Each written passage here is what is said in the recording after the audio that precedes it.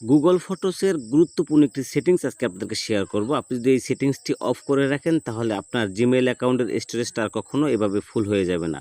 তো চলুন কিভাবে শুরু করবেন আমি প্রথম থেকে আপনাদেরকে দেখিয়ে দিচ্ছি। প্রথমে আপনি আপনার যে ফোনে যে গুগল ফটোস আছে সেই গুগল ফটোসটা ওপেন করবেন।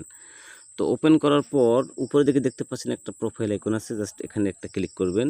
ক্লিক করলে দেখেন এখানে অ্যাকাউন্ট স্টোরেজ কিন্তু 15 জিবি আমরা ফ্রি পাই একটা জিমেইলে, সেখানে অর্ধেক প্রায় ফুল হয়ে আছে। আর এটা ফুল হওয়ার অন্যতম যে কারণ সেটি হচ্ছে উপরের দিকে দেখেন যে ব্যাকআপ ইজ অফ দেখাচ্ছে। এটা যদি আপনার অন করা থাকে তাহলে আপনার গ্যালারিতে যে ছবি ভিডিওগুলো করবেন সেগুলো অটোমেটিক আপলোড হবে আপনার এই যে জিমেইলের যে স্টোরেজ আছে 15 জিবি ফ্রি, এখানে আপলোড হতে হতে একটা সময় দেখবেন যে আপনার স্টোরেজটা কিন্তু পুরোপুরি ফুল হয়ে গেছে। সুতরাং আপনি যে প্রথম যে কাজটি করবেন, আপনি যদি মনে করেন যে আপনার স্টোরেজটা খালি রাখবেন সেক্ষেত্রে ব্যাকআপ ইজ অফ এটা আগে অফ করে দিবেন যদি অন করা থাকে।